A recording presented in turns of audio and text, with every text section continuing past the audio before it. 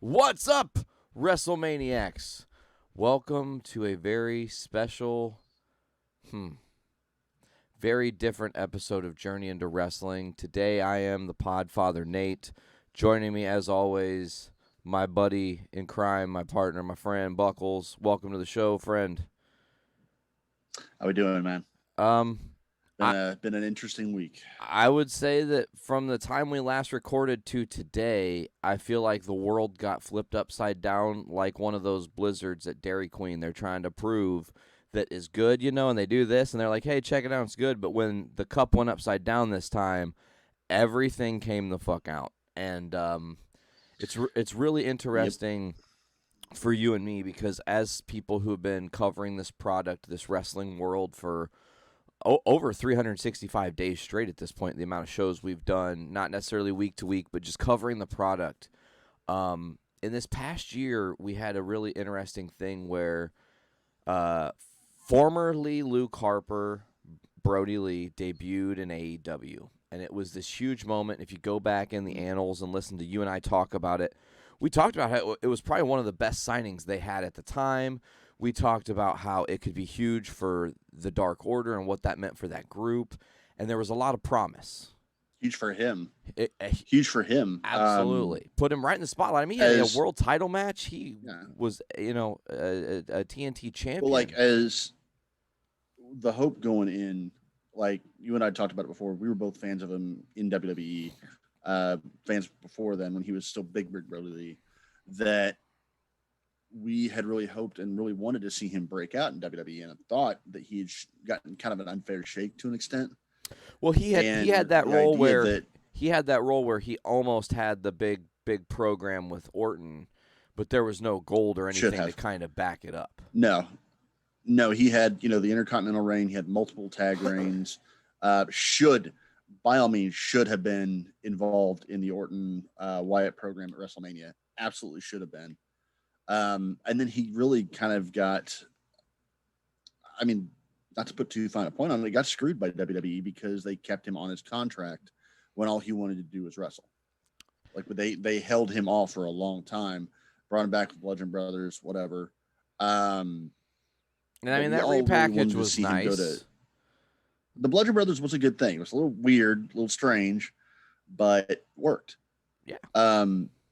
But we all still wanted to. We were all excited to see him go to AEW because we wanted to see him actually get his real, single shot to show what he could do outside of tag division, and what given a focus and given a push on his own right, see what he could do, and he knocked it out of the park. I I didn't think he was going to be coming in as the Exalted one. I wasn't truthfully wasn't really thrilled about it. I wanted to see the comeback of Big Rig, but that's just personal preference on my end. But even so, he killed it as Mr. Brody and made it even better than anything we could have hoped for. He It definitely wasn't just encapsulated a character that is timeless now. Like his short run in like AEW, which, obviously if you're watching this, you probably do know the news. We shouldn't be very vague about it from this point forward. Brody passed right away, man. And that was day after um, day after Christmas. right after we fucking had recorded and everything. Like I was still riding high from last episode. We were, Mm. talking about. I think the thing To that really be got me though, real quick, is just that you and I had talked and had this whole conversation weeks ago about like what's Brody doing? Where's he at? What's going on? Why have they kept him off TV for so long? Mm. right, and honestly, just to give you the full on timeline, we recorded on Christmas Day, Friday, and then the episode went live Saturday, went up on YouTube and everything. And I went to go through my customary. Okay, we're going to put it on Twitter, tag a bunch of people. This is how we're going to try to advertise it a little bit more. And I just literally just finished posting the episode to our Twitter feed, and jumped back over to the main feed, just my normal timeline, scrolling through to see if there's any funny shit, anything news wise. And all of a sudden, I start seeing this trickle of oh my god, this isn't happening. Tell me this is not real. R.I.P. Brodie Lee. And I'm sorry, what? And it got to me quickly enough that I sent you a Facebook message, which is normally how we're communicating. And when you didn't answer right away, I turned around and texted it to you, which I don't normally do. Yeah. So I'm like, I need to get him this information like right fucking now. Yeah, for sure. And it went from just a trickle to a couple people to a few people to whole timeline, and just immediate outpouring, and kind of setting up how the rest of the week would go. Just that one night, that first night, within the first 2 to 3 hours, you have everybody from AEW wrestlers to independent wrestlers to WWE wrestlers, promoters, anybody that's ever had any contact with them that has any sort of a presence on Twitter, even people who just interviewed him, are all like within the hour, just good stories down the line, and how much they loved him and how much he meant to them and how much good he left in the world. And it's awesome. It really is awesome. And it was bigger than his And presence in the ring. And I think yeah, that's what the important thing is. Everybody's talking about the man he was backstage, not where everybody could see, just the person he was with the boys, the person that had his own experience. And in a lot of ways I feel this in my life because and not to compare myself to John Huber or anything like that. No, that's not it. But what I'm saying is I've experienced a lot of different things that have led me to now where I'm in my career, and I can tell people like these are the ways you can be successful and these are the ways you can avoid defeat. And giving that knowledge to somebody who doesn't have it is invaluable, and it does make you special to that person. And he didn't limit who he would mhm. give that knowledge to. He gave it to literally anyone who would willing to sit with him and listen. And he was a larger than life character. Of course you're going to sit down and shut the fuck up and listen to what he had to say. So when I saw it that got text, man, it, it set me back. I was not like yeah. 2020 has been this really crazy thing where a lot of unexpected shit has happened. You've experienced it. I've experienced it. We've all lost. I said it in my post or whatever on Facebook. But there are 3 times this year that took me so far back. Like even, and it's not even in my personal life. Personal life shit. I've had crazy shit happen this year. But the news of Kobe Bryant's passing was utterly shocking. Hmm. The news of Chadwick Boseman's passing was utterly shocking. And here again, Brodie Lee, it was utterly shocking. It took me back. I was stunned. I was cold, numb, there's stunned. there's something to be said this year in particular, that we because of COVID, specifically because of COVID, we are hearing deaths every day. Hearing a death in a family, hearing a death in, you know, a statistical form. We're up to almost or over 300,000 at this point. We're I hate to say we're getting used to hearing about death on a daily basis, but we're at this point conditioned to, well, that person had COVID, or that person's been sick, or that person is elderly and is now getting sick. So those 3 that you just mentioned are all young age and came out of absolutely nowhere. So that makes them hit even harder this year in particular, For sure. And because it then is something we are kind of inuring ourselves, kind of armoring ourselves to expect that if somebody passes, it's because of this. It's because of something that's wasting them away, or some sickness, or something that's we had. Maybe the sickness was something that we didn't see coming, but once we knew about it, we could see it coming down the road. did you see You had time to prepare for it. But did you see JR's yeah, post or his little where somebody covered his grilling with JR cuz he just recorded one like right after Brody passed, and no, I didn't he know. was talking a little bit, and he said this, and if this is wrong or if this is not actually what happened, forgive me. I'm just trying to cover the things I saw and give it to you guys because I think it is important to note. According to JR, he had Brody had double lung failure, totally, and Hmm. they took him off his machine. Essentially, doctors said we have to take him off the breathing machine to see if his body is willing to still fight, and that's when they lost him. So that's really like fucking I, crushing. I don't know specifics. I really tried not to get into too much of the specifics. They did say that back in October, not too long after he had the TNT title loss, that he tried to go through a workout and came up winded from it, and they just never got it back. But I didn't want. I'm not the type that needs that much. I'm not gonna say closure, but I didn't I don't need to know what it was. Sure. But the fact that his wife immediately came out and said non-COVID related lung issue, and the fact that he was being treated at the Mayo Clinic of all places is not a good sign. You don't go to the Mayo Clinic if you're having a minor issue. So, and apparently they've known it was an issue. They just didn't want, I mean, out of privacy of the family, which is great, didn't want to say anything until, or back since October. So, I mean, while it's all sudden to us, it wasn't to the people that were close to him. Yeah, to the boys and everybody, it was a long, terrible, arduous. I mean, God, can you imagine every phone call that they got from his family leading up to what actually the inevitable? Like every time Amanda called John Silver to just check in and say, "Hey, this is how Brodie's doing. This is what's going on." Every time his phone rang, it was a heart sinking, "Oh my God, here it comes" feeling. And then to still end up with that is fucking brutal. And I hate to bring this up. So I don't even really want to touch on it. I don't even want to bring up the guy's name, but my respect for her specifically has gone way up just for the fact, being on TV less than a week after your husband's died, that's balls. That's a lot 100%. of balls. And she comported herself very well. But to deal with some of the other shit that she's had to deal with, I don't want to give the guy's name. He wrote for PW Torch. Did you hear about all this shit? No, I didn't, but I'm sure it's not good. I'm just going to touch on it briefly. A columnist for that website, this is the website that Wade Keller runs, or at least writes for,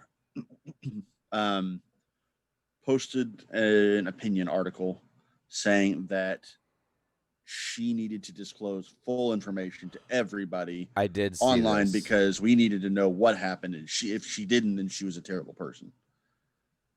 And this columnist lost his job at PW Torch because of it. Thank God, because it was just an unrepentant ambulance chasing dick move.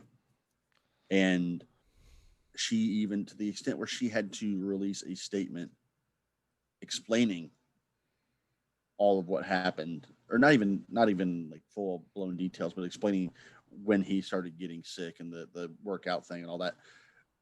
But imagine having to have to defend yourself, to have to defend your husband's death right after he fucking died, and you're dealing with two children who lost their dad. One kid who, I mean, it's really, listen, I've had Ollie in my life since he was tiny, and I know this just as a fact.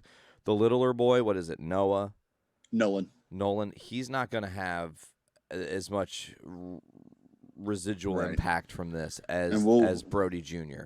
We'll talk about Brodie Jr. here in a bit, obviously, but I think I think that with this guy being a dick, like, I get it. In this era, you're trying to chase the headline, and I get where not where he's coming from, because it's not his place to get that information at all. Like, it's no one's place to have that information. But if you want the information, go about it a totally different way. Be like, listen, I was a huge fan of Brodie, and there's 100 million more questions now than answers. And when you're ready, Amanda, I'm sure we'll all know the story. But until then, go be safe and well with your family. There was no journalistic integrity whatsoever. Well, then he doesn't deserve to be a fucking journalist, man. No, he doesn't. And he's rightfully gotten his comeuppance on that. But it was an interesting thing to see that, and the amount of, and everybody processes grief differently. There's no right way to do it. There's no wrong way to do it. I mean, well, I'm sure there are wrong ways to do it, but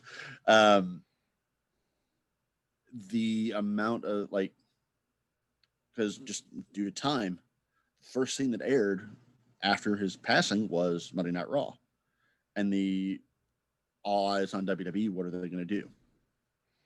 We just had Pat Patterson's passing, and they had the 10-bell salute. Are they going to do the same for Brodie? They had the graphic up on the front, and honestly, I shouldn't say Raw was the first. Well, yeah, Monday Night Raw was the first show. They immediately started off the show with "It's Monday, you know what that means," and Drew McIntyre doing the "It's Monday, you know what that means." Yeah, yeah, yeah. And there was tributes from Xavier Woods and tributes from Alexa Bliss did a yeah. And it was beautiful. All of it beautiful. Subtle too. very subtle. However, there was never a 10 bell salute. There was no, like, there wasn't a whole lot on there. And people, namely Brian Myers, uh, took WWE to task for it. And whether that's right or wrong, I can't blame Myers. I have a thought though. Grief is grief.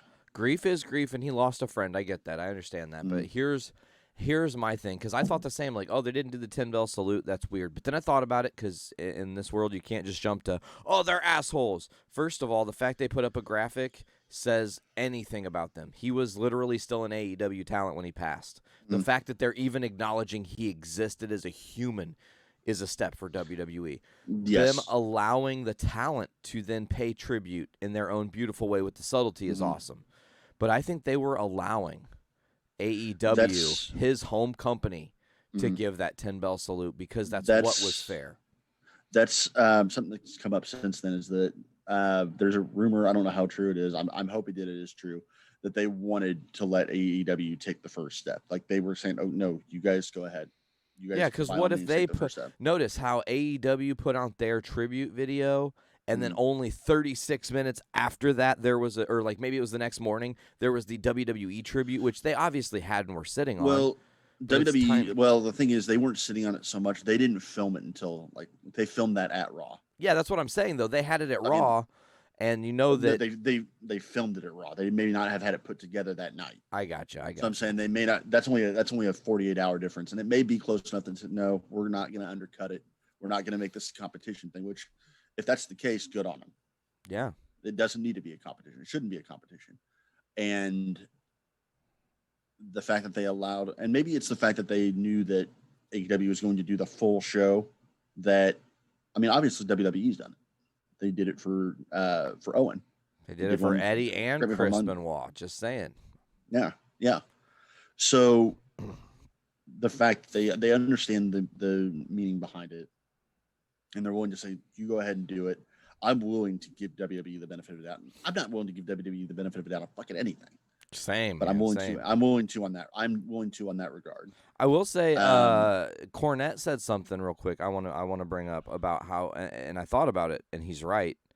This is a very, very interesting first in wrestling history with Brodie's passing, because with Owen's death, he was a WWE lifer essentially, and that was a tragedy, obviously, and he was still in his prime, and he got cut down early.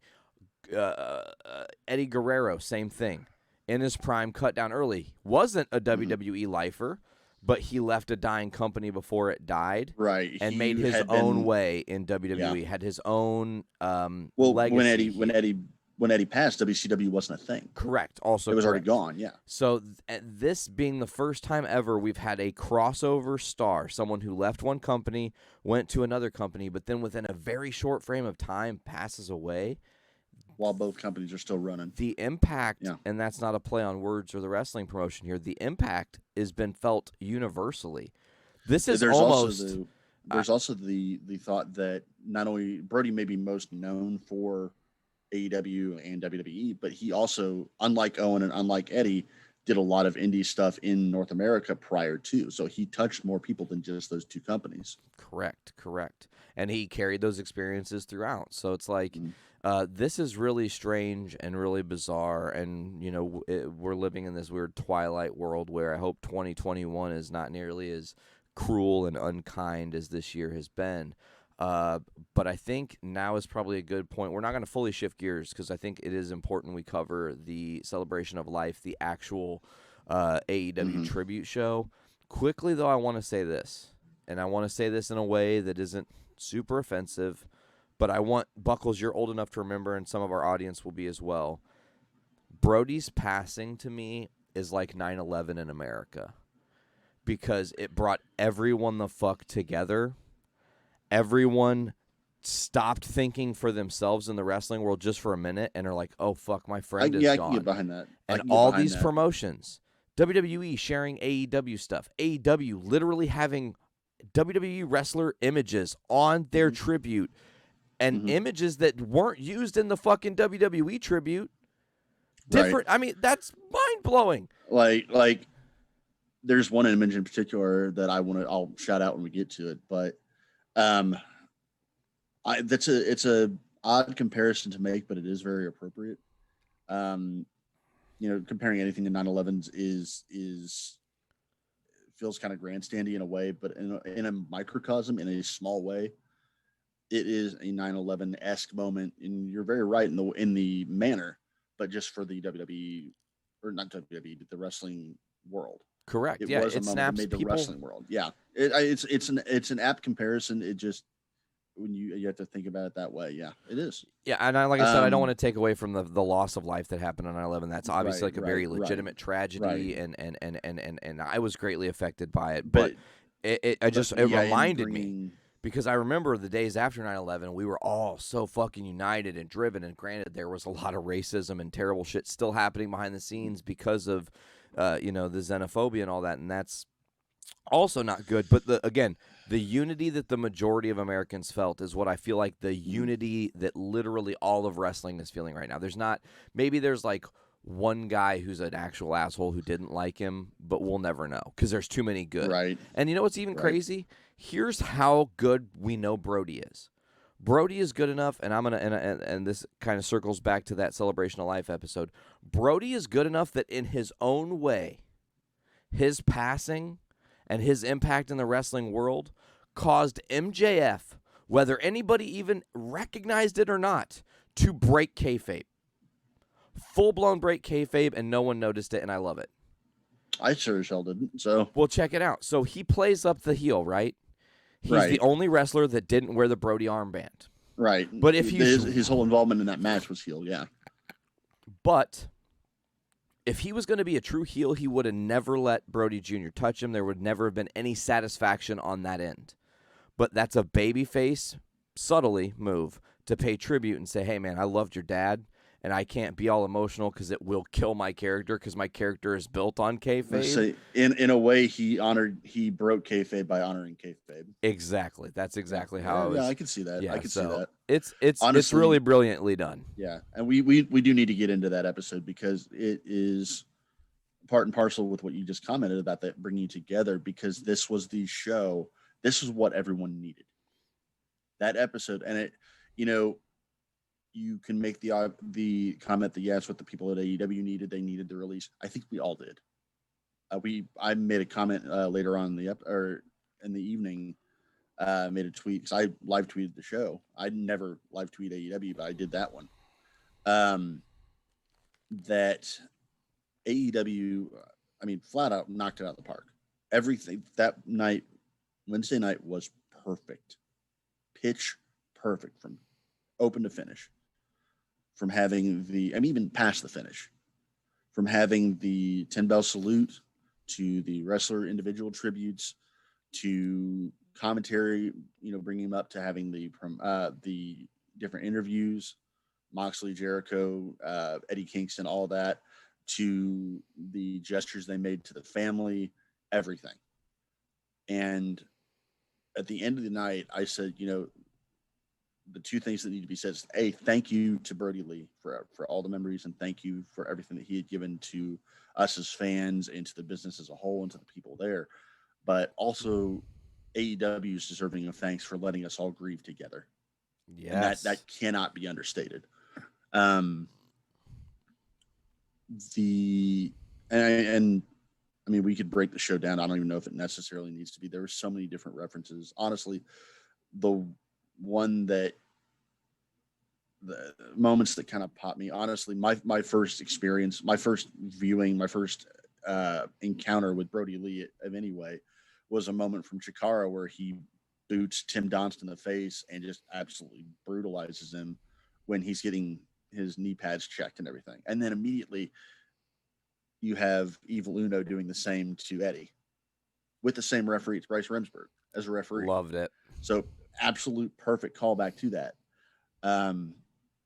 You had so many people doing the kiss and the arm wave. Anna Jay, Boom Boom doing it a couple times. Everybody, Stu Grayson doing the truck stop, the Brody Slam, Boss Man Slam. Um, you have John Silver, who I'm noted to be a big fan of, and I'm honestly kind of tearing up a little bit myself now. that came out in gear that Brodie not only was designed on Brodie's gear, but Brodie had paid for himself. Brodie bought that for him. Um, to see Silver getting a giant push in that match and getting to really, he left it in the ring. You could Man, see it in his face, and then broke down he, immediately afterwards. he has been, and go back last season of this show. I'm pretty sure before Silver was anything in AEW, he was one of your first someone to watches, and you Mm-hmm. talked about how good he was. We broke down a couple different of his matches on the indie circuit, and I, have slowly but surely bought into the Silver movement, and Yeah. he cashed. I mean, I say this with love. He cashed in his chips at that tribute show because he said, "Okay, I don't know how many people are going to watch, but I'm going to have people literally from all over the wrestling world, regardless of the fans who tune in every single Wednesday. Mm-hmm. His friends are tuning in, people who might not know me, and I want them to never forget me because he gave me this opportunity." Well, I know I doubt that's his mindset. I don't think anything in his mindset had to do anything with himself whatsoever. Well, no, totally. I'm just saying he thought to leave it out in the ring because Well, my guess is he just wanted to do the best possible ring work he could to honor Brodie. But just that match in particular was my moment of the night, just because of the one moment that nobody, nobody saw coming was the Redbeard run in, Eric Rowan. When he came in, I've never been a massive fan of by any stretch of his. He was always the other guy in the team. Um, his solitary his singles work was never anything really to write home about. He got the giant spider shit. So I mean, I'm not. He's not usually someone that's going to be on my radar. sure. But when he came running out, I was sitting on the floor playing with my dog because that is my emotional stability animal. Um, when he came out, I literally jumped to my feet and was cheering, just yelling, and it was so happy for it. And then within probably a minute and a half, I was just blubbering because you could see it in his face. The sign, you could see Silver broke down immediately when he came back out. That killed that. That did it. Oh yeah, it That's what was. that meant from me being kind of choked up to okay, now I'm crying. And then Eddie's tribute was unbelievable. Mm. He's the best talker on the roster. He's the best talker in pro wrestling regardless of situation. But he's the best talker because everything you hear comes from his heart, Fact. good, bad, or indifferent. So to hear him, his teachings are never going to leave as long as you remember him is amazing, absolutely amazing, Hands down. And I got choked up the rest of the night and whatever. And then when they finished the episode, they finished the last match with about 5 minutes to go or 6 minutes to go. I had the thought like, I wonder if they're just going to do a video thing, whatever. And then they introduced, mom and two kids and Brodie Jr. I thought, oh, okay. And then oh God, the boots. Oh God, the boots. Yeah. And that immediately, I'm done. I'm dead. It was like And when Eddie passed and Ray left the belt in the ring. Oh, but I mean, not only fountain. that, but seeing it's his kid, Yeah. and I the fact that they've already signed Brodie Jr. to a contract, flat out. They've already signed him. Jericho's talking about how they will take care of the family, and you know that to be damn well true. Oh yeah. Then they retired the belt, that design of the belt, give it to Brodie Jr. Said this is the actual title. This will stay with you. Was he They're the gonna. longest? Was Brodie the longest single reigning at the time TNT champ? Was his run longer than Cody's? I don't know. I have no idea, Hmm. honestly. I'd say pretty comparable. If not, it's pretty comparable. Yeah, for sure. Um, but then they put out. Did you see the video that AEW put out yesterday? I think it was yesterday. I don't think They so. aired.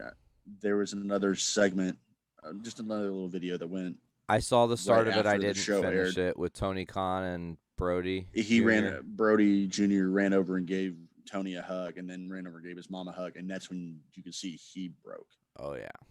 Um, and Tony was sobbing, and then like when he ran over and hugged his mom, you could see his little guy's legs gave out underneath him, and he was done. And that, but the next day, the reason I bring that up is that's heartbreaking. You don't want to, like, I'm tearing up thinking about it. But the next video that I saw was from New Year's Eve, I saw it too. That was fucking and awesome. it's Top Flight dicking around with him, and he's giving Brodie Jr.'s doing the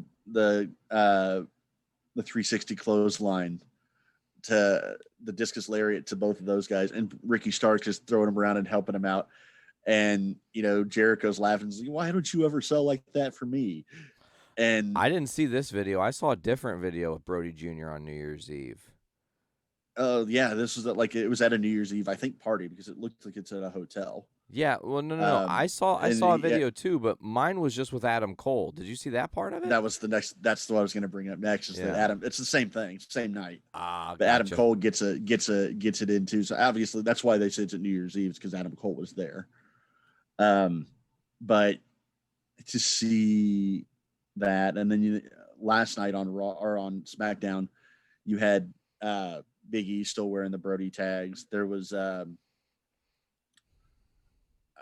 even still a couple more little references. Actually, Big E, who I didn't realize was as good a friend as he was with Brodie. I guess the two of them were really close, specifically, and they interviewed Big E backstage after one of his matches last night. And no, it's not about Brodie. It's about his match and about the Intercontinental title and everything.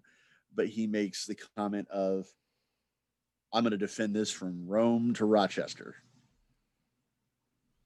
And then, all the people that I've seen, little Amanda and Nolan and all this, and he name dropped Brodie's wife and his kid in the promo, just winking a nod. So that's the kind of shit that makes you feel better.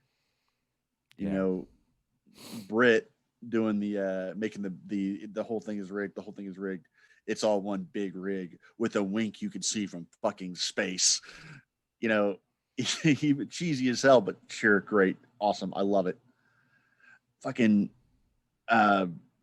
Lance Archer coming out in the Brodie Lee in the Luke Harper gear. Yes, awesome. And actually, if you watch the post show with Shivani, Archer was his first guest, and he even said, I didn't see it. No, it's really good, and I'm glad you brought up Lance Archer. I was going to bring him up, but this just kind of feeds in, and then we'll be able to start shifting our gears a little bit. But it was really cool because he said, Archer said, Brodie and I were like two ships in the night always. I would get to a place as he was leaving, and it always happened that way. Or I would leave a place as he was getting there, and that happened in all kinds of different promotions in New Japan and all over the place. So he said, when he got to AEW, they had started plotting. They wanted to have a match. Obviously, that never happened. But they started to bond in a very short time because they're two big guys. They always got compared. It's easy to do. Right. Big guy, big guy. Oh, how they both. It would have been a hell of a match for one. Yeah, but it was really awesome because he said, it was the least I could do for him was just to pay this humble little tribute to him. And I was like, man, that's awesome. That's how he impacted people. Even somebody he barely knew, he impacted on such a profound level. Honestly, it really made my night seeing that. Well, I know you're wearing your Punk shirt now, but CM Punk and Mick Foley have both come out and said that starting in January, all of our proceeds from T-shirt sales in January are going straight to the family. Shout out to, I hate saying this, shout out to Mick Foley, who has been in a hotel room for 2 weeks because he's positive. Wow, I didn't know that. Yeah, it got announced last night. Fucking Mick Foley, the guy who loves Christmas, had to spend Christmas in a hotel room. but they both, are donating all the proceeds. And then when the show kicked off, they have a Brodie Lee shirt that goes on sale on Pro Wrestling Tees and says, "Hey, all the proceeds to this are going to the family." I'm live tweeting the show, so I immediately jumped onto the website. It's down. That site crashed multiple times throughout the night, and that's not a coincidence. If there's that many people that are going on to buy that shirt to promote the family, to help the family, that they're crashing that site multiple times, that makes you feel good. I've got a good friend of mine that I play D&D with that I was just explaining the situation to him, went out and bought the shirt. He doesn't even watch wrestling, but wanted to help out that situation. It's awesome. It's all awesome. It was the highest selling shirt in the first 4 hours. It outsold the Sting record in 24 hours. In 4 hours. And good. That's amazing. And yeah. And to close out, as shitty as 2020 was, thank God I can say was, as shitty as 2020 was, and to end it on such a down note as Brodie's passing, to actually end it with that celebration of life the night before New Year's was about the most uplifting thing we could have seen. And again, I can't help but want to thank AEW for allowing us to experience that. Absolutely. Thank you WWE, if that's the case, for allowing them to do that. Thank you for everything involved with that. That's all it needs to be said is thank you. You can say you're sorry and say you can grieve as much as possible, but you also need to say thank you because it allows us to do that. Totally, bro. That's something that we all needed. And I think honestly, that's probably as good a place as any as we're going to have the segue. The end of 2020 being that way. So now we can kind of take a look at 2020 in the review. Yeah. And yeah, same. Big same. Yeah. And it's interesting to me that honestly, I mentioned this off the air, that this show, if we took Brodie out, if none of that shit had happened, this is my favorite show of the year to do. This is the award show. This is where we get to look back at all the good shit from 2020, our favorite things, and not so much favorite things. I'm a big list guy in general. It's one of my hobbies and pastimes is falling into YouTube holes, watching top 10 shows. I love end of awards and shit like that. I love them. So yeah, we get to do our year-end awards for 2020. Hell yeah, man. Well, I'm going to let you guide the ship at this point. You are the awards master. You are the master of ceremonies. So this is really where I'm disappointed that I didn't make the effort to buy the Botchamania shirt that says "I am the table." It's gonna get bought. It's gonna happen. I'm gonna end up buying that before too long. Cool. So none of the categories have been discussed between the two of us off air. Our picks have not been discussed at all. So these are both new to both of us as we're coming off here. And I'm pretty solid on just having one for each thing. I didn't really get crazy trying to think of honorable mentions and stuff. So my side of this is going to be pretty easy. I might not have all the facts right either, because a couple of these pay-per-views I think I wrote wrong. That's all right. I honestly didn't write. I tried to write most of the pay-per-views down. So I tried to write if there was a specific match, what show that happened on, and then what promotion it was in. That way I can just reference as I'm scrolling through my shit. There you go. That's fair. Most of mine, I didn't do that with mine, but that's just because I think I did that for the match of the year candidates. I've never met a rule that I made that I won't break on my own. So if you've listened to any of my top 10 lists, there are honorable mentions for a lot of these. So let's go ahead and start with the funny, at least. Let's do the best comedy match. Yeah. My pick, I had one honorable mention, would be Effie versus Marco Stunt at Effie's Big Gay Brunch, which was the match that involved projectiles ejaculating vibrators and handcuffs and candles and lube and all that shit. It's Effie versus Marco. I laughed my ass off the whole time. But I think you and I might have a similar pick with this one. Number one, Stadium Stampede. Oh, so you went Stadium Stampede, and although that had comedy in it, it still had a lot of great action. So I didn't think of it as a comedy match. It did. And the match I picked, I don't think is necessarily a comedy match either, but I think that the whole idea behind it is so comical, and the finish was comical that it made it really funny to me, which was Mimosa Mayhem, Jericho Orange Cassidy. Yeah, I mean, that I can match see that. had a lot of funny moments, and again, Mhm. I watch more of the mainstream stuff, so you having Effie and Marco, as soon as you say that, I'm like, I do need to go back and watch that match, because you said that earlier when that happened, and I need to watch it. Yeah. So Um, the Mimosa Mayhem match again. I like the idea that the setup for it was comical. The match itself may not have been so much. Um, it was on my radar for it. I have Stadium Stampede because it was equal parts comedy and action. Like, yeah, you get the action of the the stuff that happened in the ring that was set up, but you also have fucking Hangman riding out on a horse. You have Jericho throwing the Judas effect into the mascot. The fact that they all came out in shoulder pads was just awesome. I love it. We do also have best comedy moment, which I can I gave piggyback to. off that actually, though, because Sure, mine go ahead. Go ahead. comes from the Mimosa Mayhem moment. The best moment of Okay. it was when Inner Circle got juiced by OC when they were in the middle of the ring, and he dropped like the DX style Yeah. OJ all over. I laughed so hard. Just Jericho's reaction, the ruining of the suit, Mm-hmm. the fact that that gimmick is still something he talks about, like the suit. The getting fact ruined. that Jericho is involved in most of these things is saying enough. Um, I had a couple honorable mentions. I had the Nikki Cross versus Michael Cole, one of the first SmackDowns after the pandemic lockdown. When she's like just jumping on the table and screaming, and he's trying to tell her to social distance. I lost it. Also, a quick caveat: anything involving R-Truth this year was going to be a category for comedy moment of the year. Him and the 24/7 title has been fantastic, and it never needs to come off of him. But my comedy moment of the year was the dinner debonair. Oh, that was great Like too. Yes. everything about that was comedic, and the fact that it won a mainstream TV award outside of wrestling, Wait, what? says something to. Yeah, that's what the little plaque uh, that MJF's been carrying around. They actually won a little like best moment on TV for the year I didn't know from that. a That's mainstream. awesome. Like I don't know what promotion it was, but some actual like TV reviewer gave them that.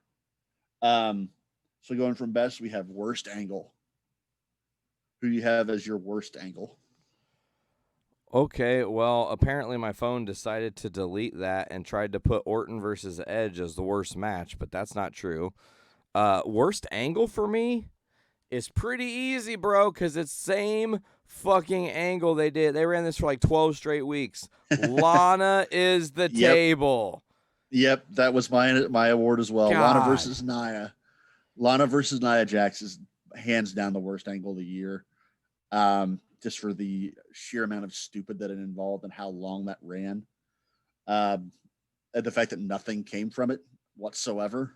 Just punishment. I also want to throw out the Sheamus versus Jeff Hardy alcoholism angle was just all kinds of gross and dumb and involved, having somebody getting thrown pee on them. The Otis versus Tucker angle was also bad because it stopped existing. They broke up Heavy Machinery. To just do nothing with it. Tucker turned on Otis, and then Tucker hasn't been seen since. Yeah. He's not even in the 24/7 chase. So what is your best angle then? Orton versus Edge. I thought they told a very real story that over the decades has come to fruition. You had It's Edge viable. coming out of retirement. You had the rated RKO moment at the Rumble. Then you had everything that dissolves. Randy turning his back on Edge, essentially having this Iron Man crazy fucking match they had at WrestleMania that injured Edge again. Like it. Well, that was the best match ever. The best match ever. That's right. At Yeah. Backlash. At Backlash injured him. I forgot they had that second. But what I'm saying is that those two have such a beautiful, rich history that I don't think even with these new, really fresh storylines we had, you can top that because there's just such a real familiarity between those two. I can't disagree with that at all. That was one of my honorable mentions. The other honorable mention I had was Hangman versus the Elite. just great. because of how well that played out throughout the course of the year. I almost put the Um, Hangman as the best angle, but it's not been paid off yet. You yeah, know, it's just that's why it's an honorable he's mention still for me. dissolving into the shit, especially now that he could possibly find his way into joining the Dark Order, especially with the real life shit that happened. Like, man, Right. there's some interesting angles I can pull with Hangman. I can't wait to see where that goes. My vote for best angle was actually something fairly new, and that was Jey Uso versus Roman Reigns. Great. Just because that came out of absolutely nowhere to being the best thing that WWE has. And obviously, it's still ongoing. It's really a part of the Reigns character, but I think we're going to see the Uso angle paid off in the long run. I think that's where we get to eventually. But yeah, for a solid 3 or 4 weeks, there was nothing better on TV. And still, really, the Reigns character is still, for my money, the best character on wrestling television. As far as we'll get to best match later, but worst match. Obviously, it's not Orton versus Edge. Clearly not Orton versus Edge. For me, this was pretty easy because it wasn't even really a match. It was the shortest, most pointless fucking shit ever. And when I say it, you're going to be like, yep. Lesnar versus Ricochet Super Showdown. Yeah. Awful. Horrendous. Yeah. What the fuck match. I honestly forgot that even happened. I forgot. Even now with you mentioned, I'm like, was that this year? Like, Yeah, no, it completely out of my head. And honestly, for a full, taken seriously work match, sure, solid vote. My worst match was the eye for an eye match. Jericho Ray, or not Jericho, fucking Rollins Ray. Rollins Ray. That match shouldn't have happened.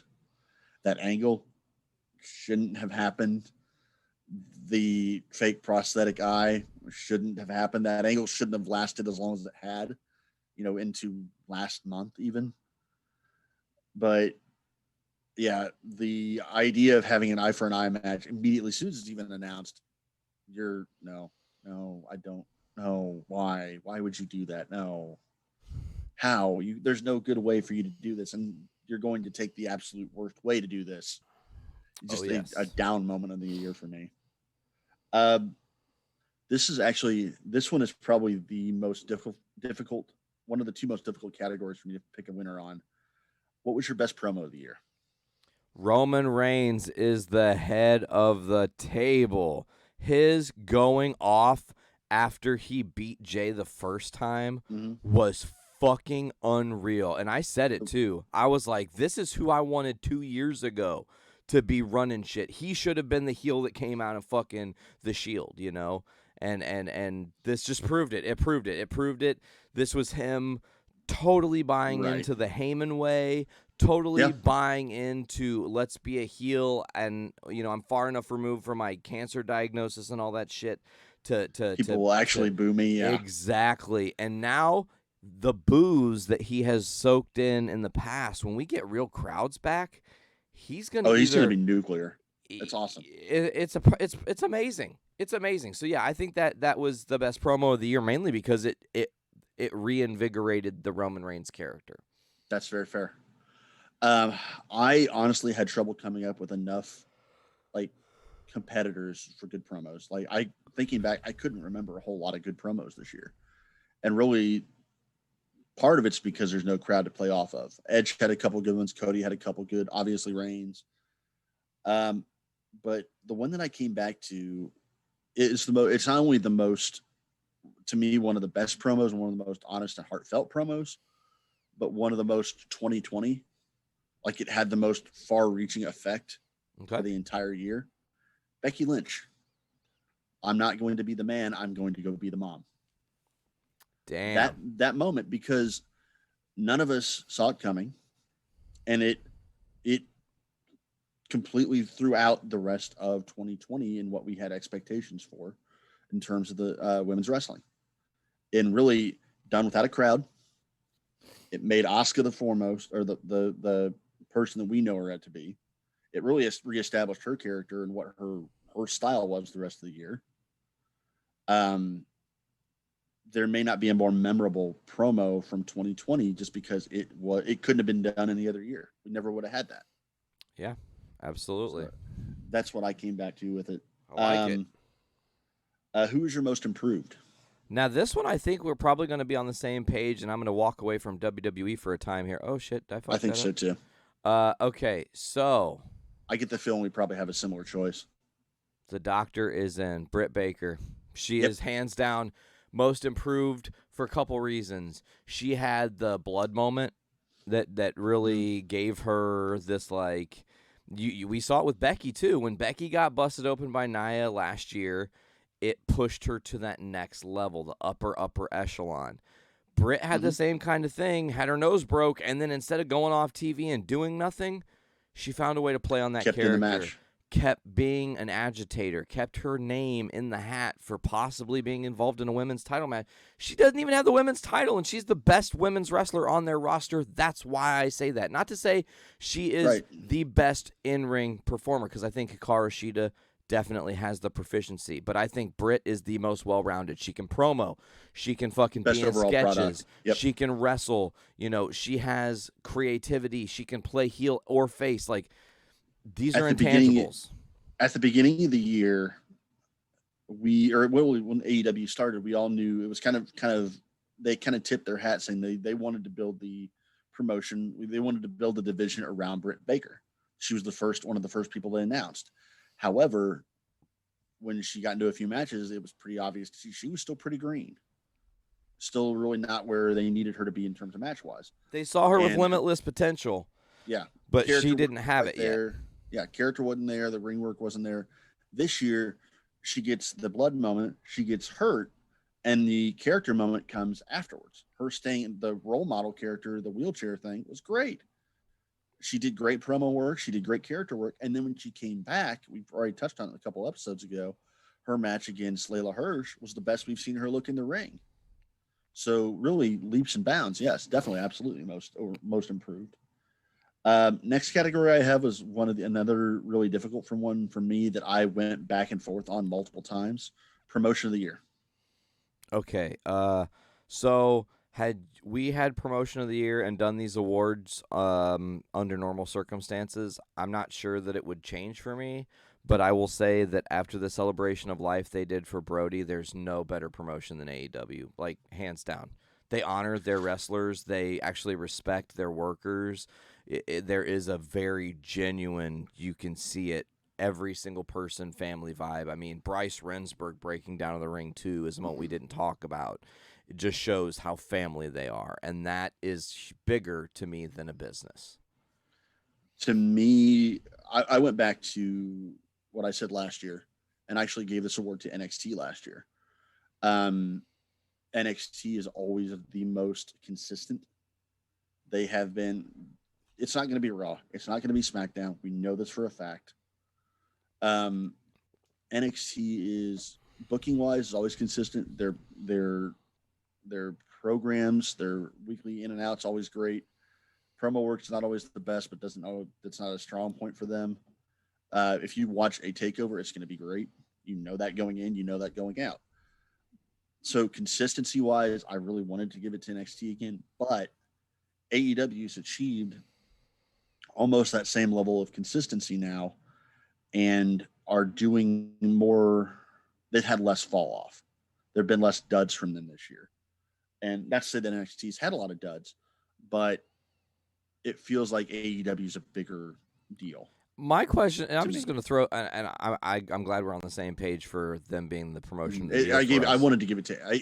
It is AEW. Sure.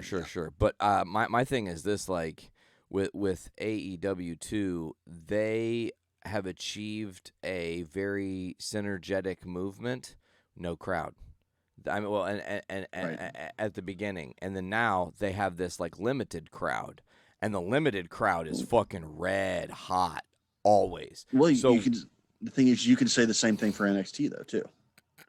But what I was going to get back to is the foundation that AEW laid now was something we didn't have before the pandemic. We were still, like, learning about this promotion. They had even, like, 10 Dynamites in total before shit started getting crazy. So for fucking, we're at a point now where they could come out of this and be really competing with WWE and really putting asses in seats on the other side of this pandemic, that's wild. Like, no, it is. It absolutely is. They pushed really hard during a pandemic to make their product unfuckwithable, and they did that. Not to say that they haven't had their drop offs. There's moments in the shows that fall kind of flat. There's angles that disappear, whatever. Stupid decision making and not protecting Matt Hardy. Yeah. Anything involving Brandy, really. There's stuff that should have probably fallen by the wayside, or maybe just wasn't right. But the fact that we're finding so few things to nitpick in their second year is impressive. Their first full year is impressive. Absolutely. Best tag team. You're going to be jazzed on this one for me. Okay. Non-champions. Easy to say, oh, it's FTR. Easy to say, oh, it's the Bucks. But I think the best... FTR just got the PWI top 50. Okay. Sure. Great for them. Got that issue over there. But my thing is this. Best tag team comes from a tag team that wasn't talked about or prevalent in any way last year, that is now becoming a fan favorite in a faction that's becoming a fan favorite in a faction that should technically be heels, but somehow they found a way to be favorable heels, and I don't really understand that, because the best tag team, in my opinion, is John Silver, Alex Reynolds. They were in so many fucking tag matches this year. It is crazy. I don't have them as my pick, but I'm very happy that you did that. So, I mean, obviously, I'm a big Silver fan, so I'm happy to see that. I have, as honorable mention, FTR. Even though they had the title run, they didn't do much with it to me. Like, they're a great tag team, but they're not, by definition, they're not flashy. Their feuds were not very good. Same goes for the Bucks, actually, even though they are flashy, is that the Bucks may have the titles now, and they had two of the best tag team matches of the year. But to me, the builds for both of them, well, I shouldn't say for both, but the builds for the FTR match really hurt it, or the lack of build, I should say. To me, and I want to give a shout out to the Street Profits for the fact that they've carried the entire tag team division in WWE for the past year with no other teams to work with. Yeah, with no teams, with very few teams to work with very little support from WWE, and through the pandemic era, they deserve a lot of credit for that. My tag team of the year was Hangman and Omega, actually. I mean, yes. Just for the fact that they nailed all their matches were great, all the stories were great, the build was great. All their matches had weight behind them, and the feuds that came out of it are still influential into 2020. So, I mean, to me, that is their year. So we have two kind of differing categories here. We have the OMG moment and the WTF moment. Now, the difference between the two, OMG is a positive. Oh my God, what's going on? This is huge. WTF being, oh my God, what is going on? This is terrible. So, OMG moment, what's yours? Sting debuts in AEW. I knew you were going to say it. I was standing on my coffee table like a child in 5th grade, yesing like Daniel Bryan that Sting, my favorite wrestler as a kid growing up, was in one of my now favorite promotions in the modern era, and looked impactful. So yeah, the OMG moment for me there is that for sure. You, my friend? I have a different moment, and oddly enough, all three of my honorable mentions are all returns. The Edge return, the Roman Reigns return, Sting return. My OMG moment of the year, and I think you're going to be a little mad that you didn't pick it, came from the same episode as yours. Oh, yeah? It's not the Sting return. It is Don Callis at the end of the episode saying, hey, tune into Impact. That was... Because that's the moment that every other wrestling fan went, what? What did he say? there was rumors of the Sting thing. There's a few of us that may have seen it coming. There was rumors that he was out of his contract with WWE, so of course that's where he's going to go. We've wondered about it.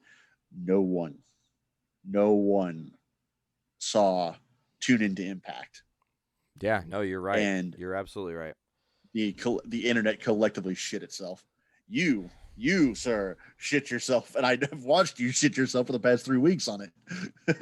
Hey, they got me watching Impact. That's all I'm saying. So, on the other side of that coin, the WTF moment for me, if the OMG moment is Tune Into Impact, the WTF moment for me was Tune Into Raw Underground. that episode of Raw when there was no promotion for it, there was no advertising for it. There was just this little clip, this little vignette of Shane standing in what looked to be a fight club and going, "Tune Into Raw Underground." I'm going, no, not me. No, thank you. What the fuck? And that's also the night they had the dancers, and it was terrible. So that is my WTF moment. I do have the Rey Mysterio's eye is also one of those runner-ups. Oh, yeah. And then I think, and this is something you and I mentioned off the air, I think one of my other honorable mentions is your pick, so I'm going to let you do it. I don't think it is, actually, because my WTF... Well, my WTF moment changed. And I think up and until last week, you're probably right on what you would have assumed my WTF moment was. But the death of Brodie Lee is the WTF moment of the year. Hands down. That's fair. I couldn't. I know objectively we're trying to be fun, have a nice time, like have a laugh and whatnot. No, that's valid. But that's valid. That was, and I know the Hardy moment, him fucking nearly breaking his dome open like a fucking scrambled egg, is something that could be considered up there. And I don't know if that's the one you thought I was going to pick or not, but no, actually. No, the one, and the reason I thought you might have a similar one to me, right before we started taping the show today, you said something, it happened in Chicago. And so I thought I thought you said it happened in Chicago because you said I saw it live. No, I said you saw it with me live. With you live. Yes. I made the comment that you were there for this live. So you said, no, I got you now. No, the other one, the WTF moment, was you and I sitting in the same room when Cody came out with his neck tattoo. You and me and Brando and Tyler all sitting going, what is that? The fuck is that? Tell me, that's got to be temporary, right? When did he become a bad boy rapper? Like what's up with that? Oh God, his name isn't Cody Rhodes. It's Cody X9 or Tech 9, 6ix9ine. Cody 6ix9ine. He's Tekashi Rhodes now. Tekashi 6ix9ine. That's funny as shit. Okay, so death of Brodie Lee for me. The next category is spot of the year, and I don't have anything because I really struggled with this. That's fair. It actually took me a minute, and obviously it took me rewatching something to find mine. This is one that comes to me back to personal preference. My honorable mention is Keith Lee sending Adam Cole into the cheap seats. Shoulder check. One of my the pounce into the seats.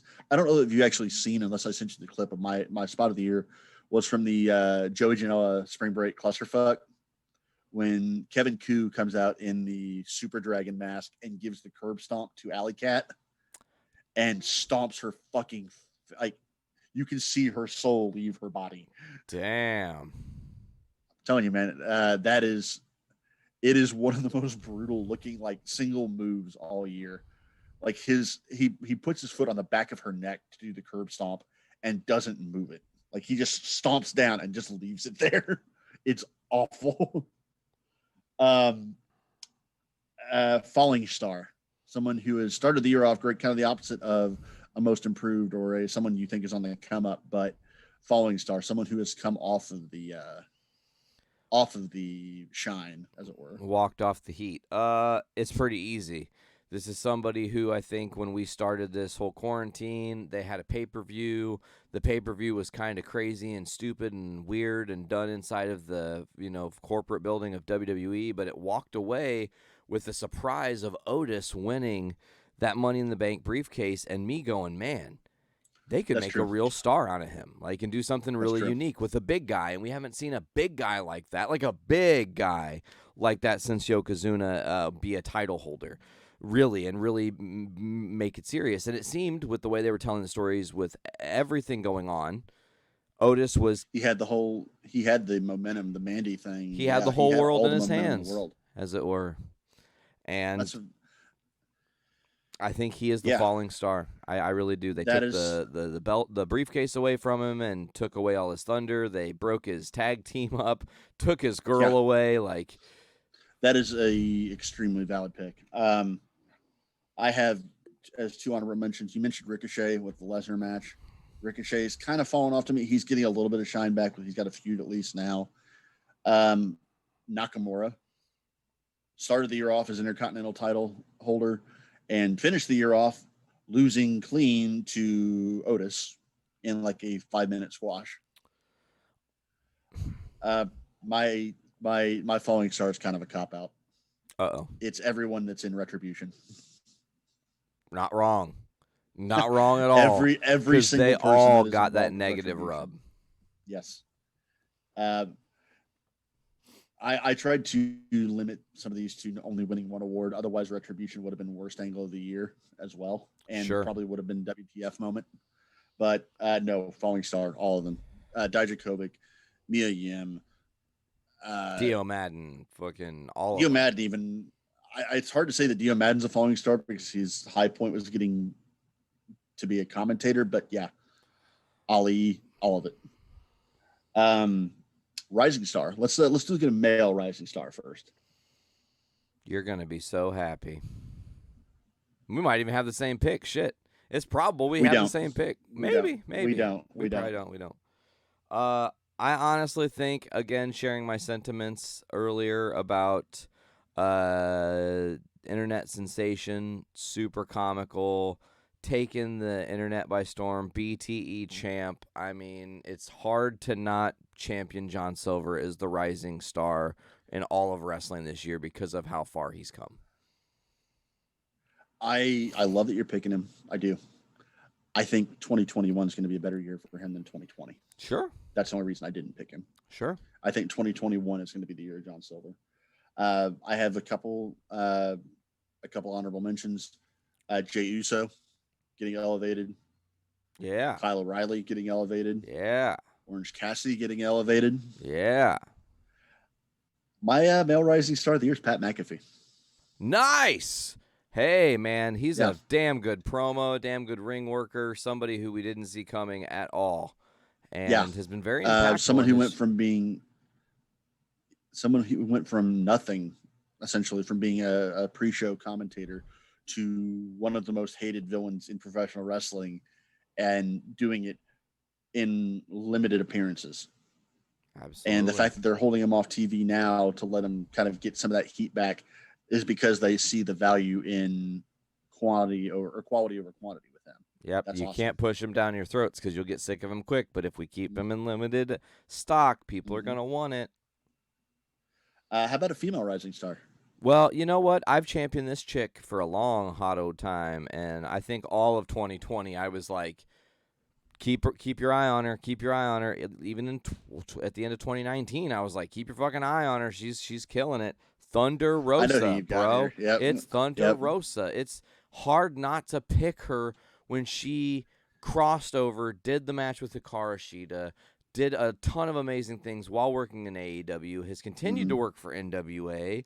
I mean, the promo she cut, was it last week or the week before? 2 weeks, yeah. And they're putting, and what are they doing? Look, right now, here is validation. Most improved female wrestler against the star of the rising star. Female star of the year.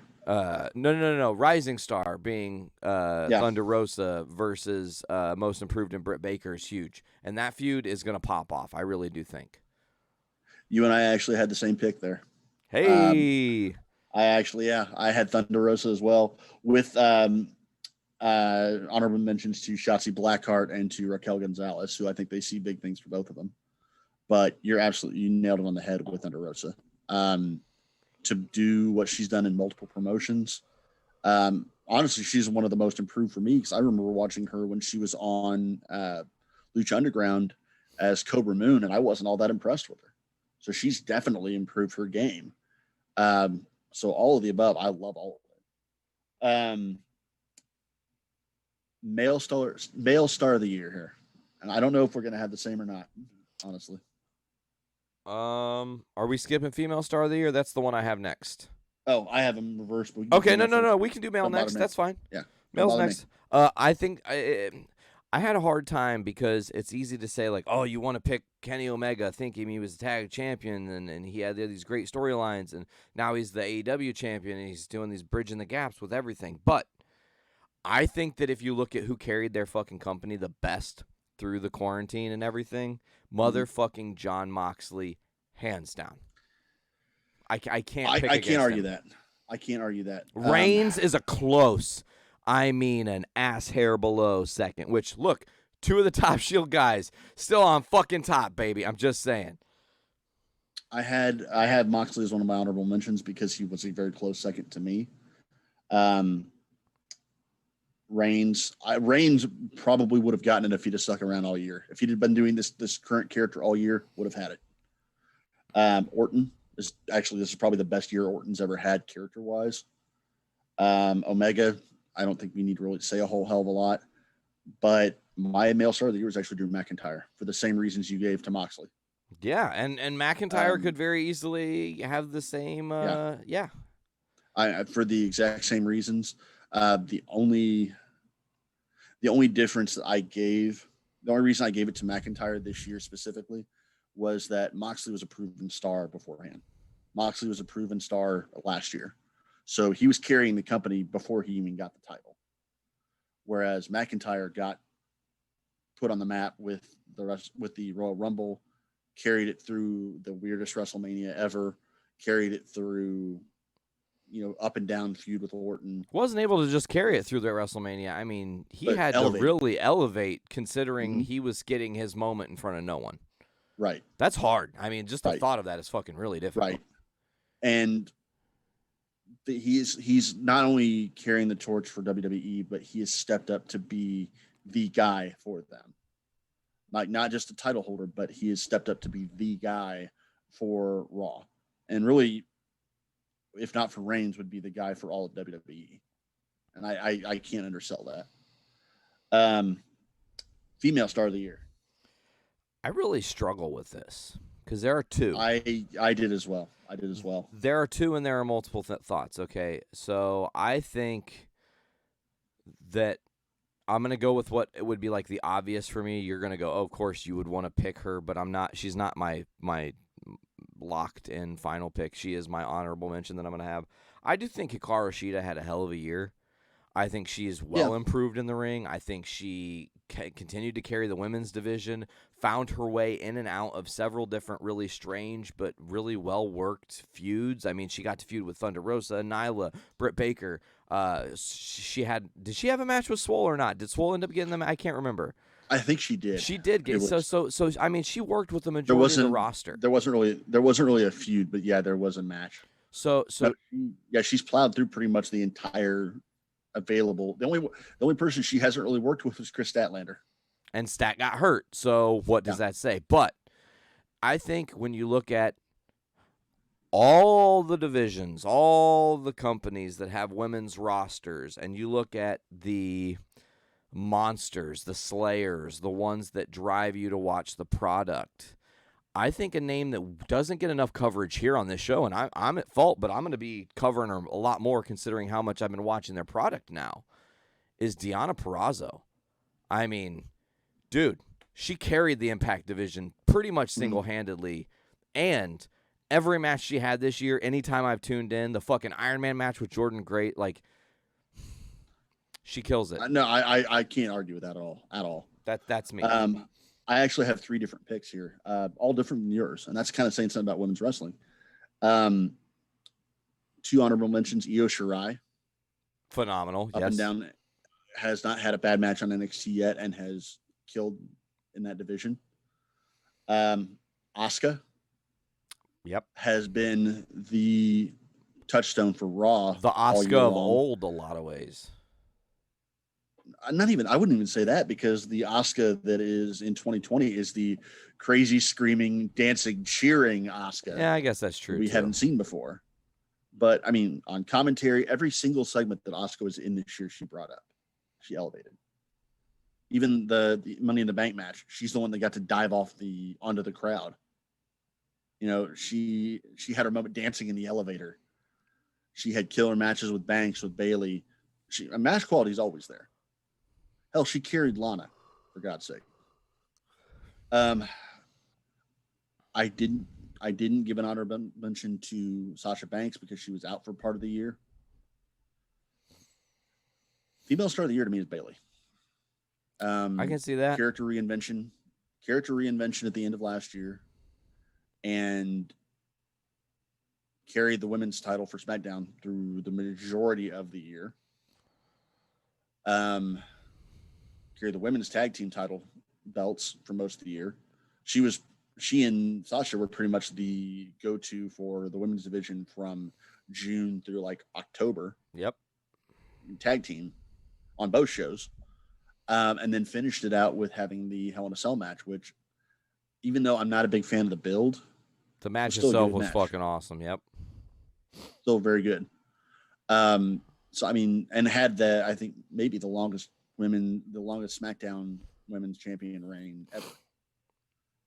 She's won every title that there is to win in WWE because of it. So I think, honestly, I'm not a huge fan of Bayley necessarily. Like, ring work, character work, she does everything really well to me, but she's not somebody that just blows me off the map. She doesn't draw you in.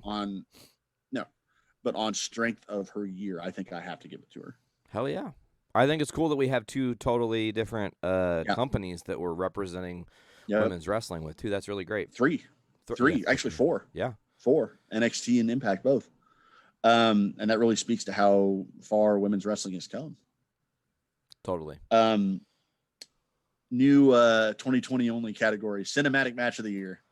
There were a lot of cinematic matches this year, bro. Lots. Mm-hmm. I mean, we had the Britt Baker Big Swole dentist match. We had the Stadium Stampede match, kind of. We had the fucking Sammy Guevara Matt Hardy match that just happened for whatever reason. I can't think of what the fucking match was called. The Elite Deletion or whatever. Yeah, Elite Deletion. Yeah, which was like 3 generations of Matt Hardy storytelling that like finalized in that thing, which is really cool. But you can argue that you had the backlot brawl. Yes. You had the Dexter Loomis, Cameron Grimes haunted house match. You had the Firefly Inferno match just a week and a half ago. Firefly Funhouse match with John Cena. Yep. Firefly Funhouse and Stadium Stampede were my 2 honorable mentions. And Firefly Funhouse, any other year would have gotten it hands down. However, I mean, hands down. I think we have the same number one. Yes. It's easy to have the same. I think everybody in the year. Yeah, this one's not even close. It's the Boneyard. Yep, I have Boneyard Undertaker versus AJ Styles WrestleMania 36. It was the first cinematic match we saw because it came on before the Firefly Funhouse match, and it is our swan song for the Undertaker. It's our swan song for the Good Brothers. Don't forget that. For Gallows and Anderson, the crew or the club, as it were, the OC. It's also, it is the moment that we saw that the cinematic matches could work. And it's going to be the baseline that cinematic matches are judged on throughout the rest of however long. Yeah. So, I mean, really, the fact that it's a cinematic match and could be considered a match of the year candidate is saying something. It's really interesting because like 20 years ago, even 30 years ago in the 80s and shit, technically cinematic matches still existed, but they weren't full-blown matches. It was a vignette leading into the match. And you would always have like, Undertaker and fucking Mick Foley are fighting in some broiler room and you don't see it, but then all of a sudden it spills out into the crowd. And they pre-taped that shit and they were just sitting there chilling, prepping. The original Backlot Brawl with Goldust. Yes. Same idea. Yes, absolutely. Before we get to the last category, before we get to the match of the year, I want to throw out, there's something that I came up with. I had an idea for another category that after the fact, after I'd sent it to you, so you won't have a pick for this. I apologize. I didn't suggest this because the only answer that I have for it, the only award that I have for it is kind of a cop-out in its own right, would be event of the year. And there's so many ways you can look at that, whether that's the, what pay-per-view of the year. There's so many good ones that you could pick, and yet still my pick wasn't a pay-per-view. So I'm not going to call it a category. I just want to give a special shout-out award. Event of the year. Man. The Collective. That's why the fact that I'm picking the Collective is the only reason I'm not making it a category. I think it's a unique thing. Yeah, it is. Not only, and I was thinking about this the other day, the only reason I wanted to give it the shout-out, not only... We've talked a lot about all the wrestling so far this year, and we've talked about AEW, Impact, NXT, Raw, SmackDown, NWA. We haven't talked about any, other than me mentioning a couple of things from Spring Break or the Effie's Big Gay Brunch. We haven't really talked much about independent wrestling. That's because this year independent wrestling took a nosedive because of the pandemic. It wasn't there. Yeah, it's hard to cover very it when little there's nothing to cover. Got to happen. Yep. Right. So I wanted to give a shout out to the Collective because it not only gave us independent wrestling for the year, it gave the viewers independent wrestling for the year, and gave us great shows and great events, great matches, which I'll get back to here in a minute. But the thing about independent wrestlers in 2020 is they don't have a WWE contract. They don't have an AEW contract. They don't have money coming in. All the downside guarantee shit that we talked about with the WWE contracts, they don't have that. So for independent wrestling to go down a hill, that kills a lot of people's, not only, careers, but their livelihoods. So to see, even though it wasn't without its warts, there were COVID diagnoses that came out of it. It wasn't perfect, but the fact it gave all the independent wrestlers, the War Horses, the Danhausens, the guys like John Silver were a year ago, it gave them a lifeline for this year. That's awesome. And that deserves a shout out to me. I'm going to add another little award that I want to throw out there. It's a tiny one, and I think you're going to share my sentiment. I want to put out the first Get Well Soon award for this show, and that is going to go directly to Kylie Ray. Whatever she's dealing with in her life, she stepped away from wrestling. That's a big story we didn't talk about on this show.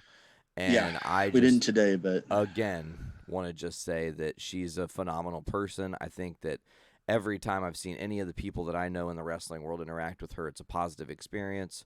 For her to be struggling is really fucking hardcore. So I'm just gonna send that good vibe out.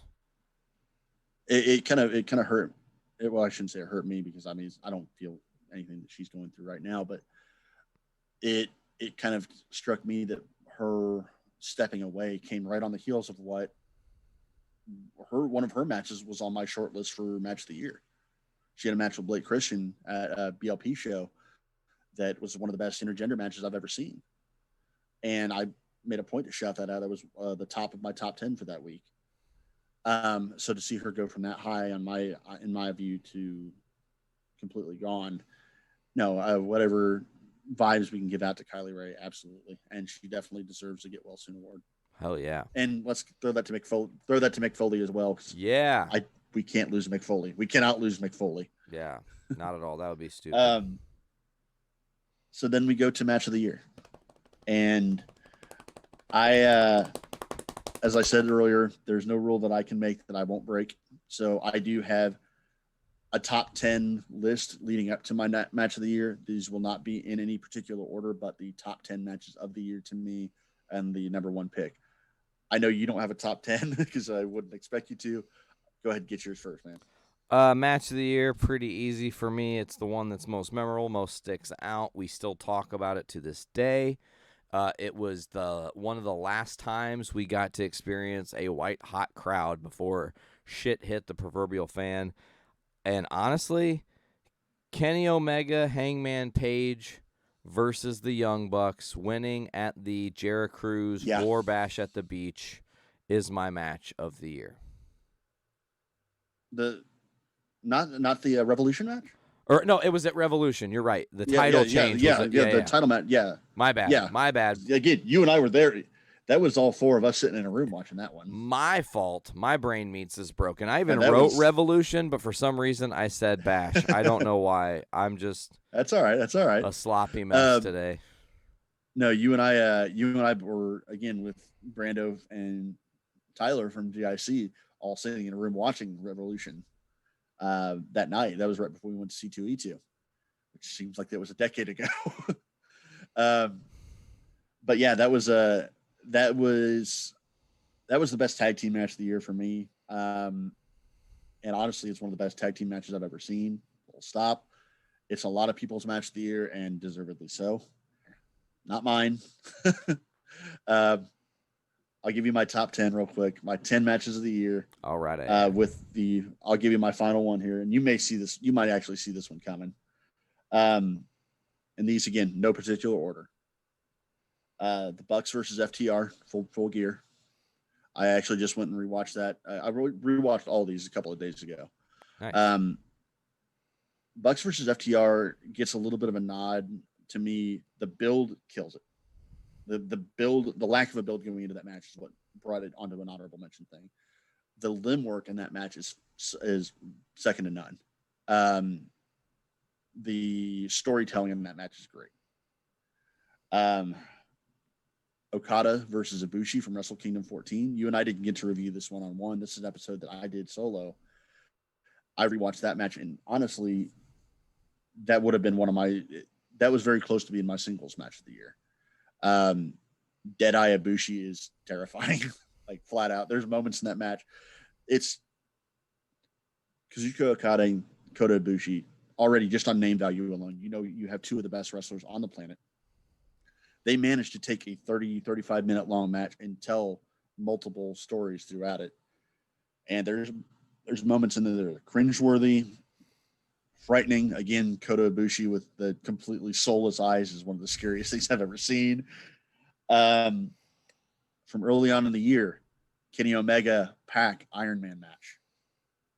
You remember this? Oh, yes. I rewatched it as well. Fucking great match. And the two of them, that's an Iron Man match where the two of them do not let up.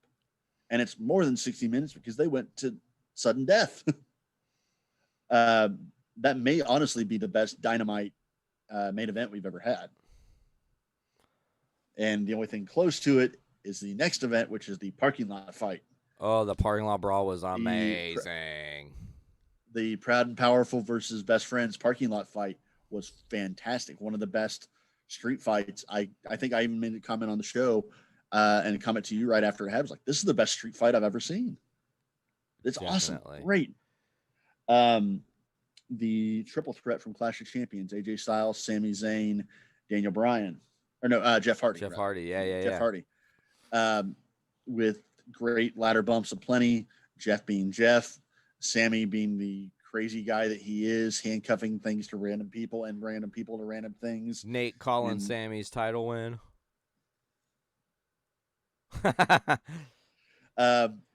Jeff Hardy getting handcuffs put through his earlobe.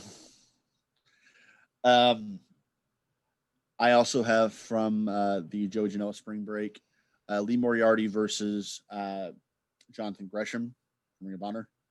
That is my indie match of the year. And you'll see this come up over the next few minutes, that the kind of grapple fuck technical wrestling matches are my jam. They're my personal favorite thing to watch, and that was a phenomenal version of that.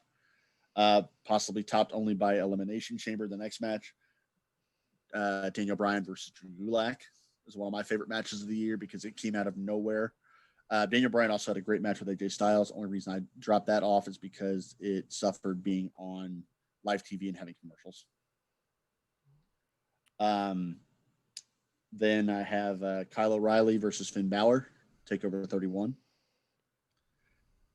Again, same grapple fuck style, same grapple fuck station.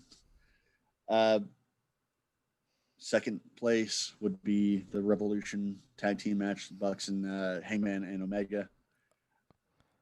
I do want to point out that I notably don't have any women's matches on here, and that might surprise and piss off a couple of people. Io Shirai and Rhea Ripley from TakeOver a couple weeks back almost made it on. The Hell in a Cell match almost made it on. The build killed it for me. The lack of a build, the botched build, killed that for me. So, my match of the year, and again, you might have seen this coming, is Walter versus Ilya Dragunov from NXT UK. Have you? I know you haven't gotten to watch it yet. No, that's one of the matches. I'm gonna catch hell for this. It's one of the matches that I have literally sat down to watch like 10 different times, and not even got to start it because shit keeps coming up. Little kid, little job. I understand. You I know, understand the completely. shit, man. But I of course that's the match of the year for you because it's a heavy hitter. A lot of people loved it. It definitely was up there in something that had I watched it, it definitely would have been in the consideration. But yeah, no, I love the differentials of our lists. I want to say specifically for that match of the year that the reason it got solidified over the tag team match, because again, that is probably the best tag team match I've ever seen. There was a couple of factors that went into it. One being, flat out great match on its own right. It is a great Walter match, and Walter does not have bad matches. If you remember, Walter versus Tyler Bate was my match of the year last year. Yes, it was. So that's 2 years in a row that he's won. Walter in a main event position is a great storyteller in the ring. Ilya Dragunov is also a great storyteller. The build really wasn't there because NXT UK really wasn't there. But the two of them had the most violent match I think I've ever seen in terms of a non-weapon based match. They beat the living shit out of each other. They looked like they'd been through a car crash, and all they did was put hands on each other. The story is great, but the reason the nod that it got, and you mentioned it with your match of the year being one of the last we had with the live crowd, the last really hot crowd. There was no crowd for this at all. There was no one else in the arena other than camera crew. Damn. And it made it better because you could hear every impact. You could hear the selling. You could hear you felt it that much more. You could hear a pin drop in that arena otherwise. And it got the nod for match of the year for me because you could not have that any other year. That match in 2019, probably in that top 10 list, but it wouldn't be number one because there's no match that is more indicative and could not happen to any other year than that match. And to me, that defines match of the year. Hell yeah. So, I put way too much thought into these things. No, it's good that you do, man. I just when I make my lists, like I don't have the propensity to go back and rewatch everything because a lot of times I don't remember where everything came from. So when I'm writing this list, I'm scrolling and looking at what you say are the things going, well, what did I remember really loving? What sticks out first? And usually what stuck out first is what I think should go there. And that's right. And that's valid. That's completely valid. Honestly, like I said, I went and rewatched because I've had time off this week. I went and rewatched all those top 10 matches because I wanted to solidify. I actually had more than that. I had the women's matches on there. I had, Reigns and Drew McIntyre's another great example that didn't make that. I wanted to cut back to a top 10. But if I hadn't had that time to sit and go back over them, it would have been just gut reaction only. And it would have been a lot harder for a lot of those moments. The year in review, like we couldn't have had a more fucked up year in terms of wrestling, good, bad, and different, whatever. We ran the gamut for sure. Yeah, we went from crazy crowds on a boat and what may be honestly the best Royal Rumble of all time to no crowds to the weirdest WrestleMania of all time, a 2-day WrestleMania. Do you think now if we went back and rewatched the entirety of WrestleMania 36 being used to the no crowd that we would enjoy it more? Because I think with time, I've become more like understanding that we can't have a crowd. So it's just like, okay, I'm back to focused on the wrestling. And I think in a lot of ways, when it first happened, I was like kind of pissed off. Like, oh, we don't have fucking crowds. Like, it takes away from it. The energy's not there. It does. Hard to say because the card to me wasn't as strong. Other than the Boneyard match and other than the Firefly Funhouse match, what do you remember from that show? The match of the night to me is probably Kevin Owens and Rollins. I was gonna say Kevin Owens going off the top of that fucking sign through the table was pretty sick. Or Ripley and Charlotte. But even so, neither of those made our match of the year. It's like the card wasn't quite there, and partially because of COVID. You know, you had Austin Theory in WrestleMania because they didn't have anybody else to fill the role. You know, it also stands to reason that WWE has not been that strong this year. You know, in terms of overall quality, WrestleMania has suffered because WWE suffered. Yeah.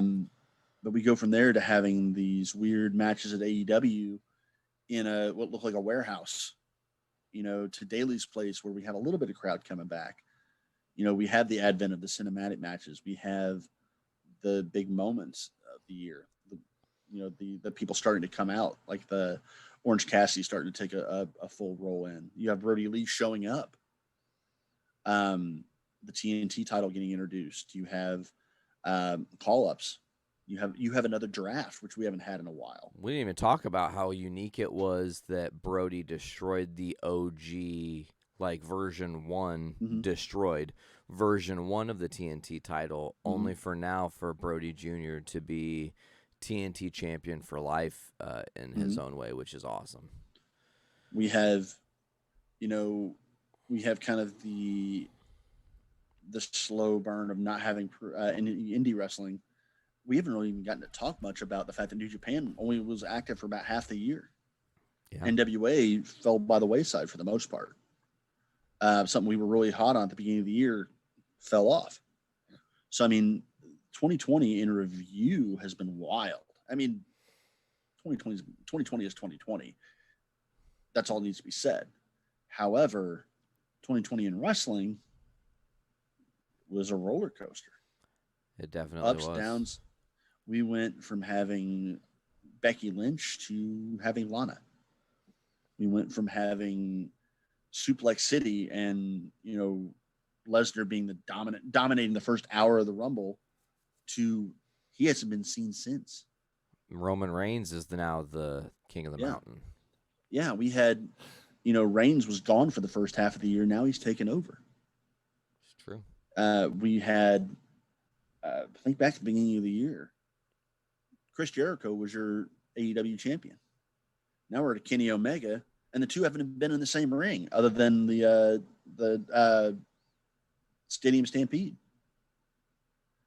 We've seen more of Daly's place than I think we ever planned on. We never in 2020 got a match that we did get advertised as well. Yeah. Blood and Guts. Yeah. Never happened. If you asked me, if you had told me the phrase WWE Thunderdome in 2019, I don't know what the fuck you're talking about. You probably would have laughed hysterically at me. I did anyway when they announced it, but yeah, you have the advent of the virtual screens everywhere that Reigns threw Owens out of the screens last night. Damn. On SmackDown. We had the advent of screens that led to people posting pictures of Benoit and the KKK on them. And AEW logos. Yeah, we have Kenny Omega showing up. I still think that Chuck Taylor was watching, and I got that picture of him. That guy looked just like fucking Chuck Taylor. Kenny said he did. Yeah. You have Rey Mysterio's family showing up. Dominic Mysterio is an active wrestler now. Weird ass world, man. 2020 was we lost Vanguard 1. We lost Pat Patterson. We lost Brodie Lee. We lost Brodie Lee. We lost the Fink.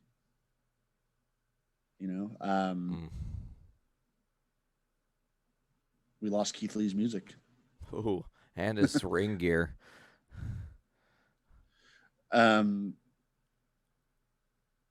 Yeah, there's not really a good way to put a bow on 2020 other than Just wow, a peace out, wow. 2020. We did Yeah, it. just We survived. get out of here. We're gonna go do other things now in 2021 that we'll never listen. I said it. Okay, so I don't know if I said on the show. I work at a cannabis dispensary. I love my job. It's fucking great. I bought a pre-rolled joint that was called Unforgettable just to smoke on New Year's Eve because 2020, in my opinion, in my 33 and almost 34 years of existence, not in a good way, 2020 is the most unforgettable year. It is going to leave a everlasting impact on all of our lives. That's crazy to say, but it's 100% factual. agree. 2020, and this is not just outside of wrestling. Unforgettable, yes. There's good things. You know, people coming together. It was a good thing. You really took stock of the people in your life for multiple reasons, whether that was because you hadn't seen them in forever or because they pissed you off to an amazing amount. And you're right. 2020 as a whole is the most seminal moment in our generation right now. I would say 9/11 would be that as well, because that is still falling within the same 20-year span. Crazily. So, I mean, it's hard to say which of the two is the more seminal moment, the more memorable moment of the year. However, when you can say that you had more people die on a daily basis than died in 9/11, kind of weighs it in that 2020 factor. Look, we're a wrestling show, man. No, man, it's real. We were just trying to bring the goodness to the people, man. And I will say, listen, I don't know if this is an award, but I want to give a special shout out to you, Buckles, for being my podcast co-host on this show. I think we do an amazing job together. We got to get through all this wrestling. This is one of the most unique years of professional wrestling.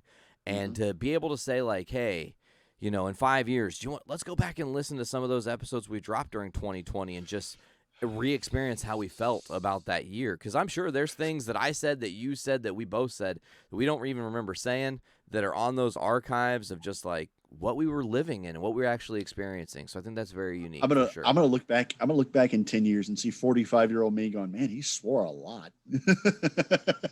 Nothing wrong with that. Nothing wrong with that at all.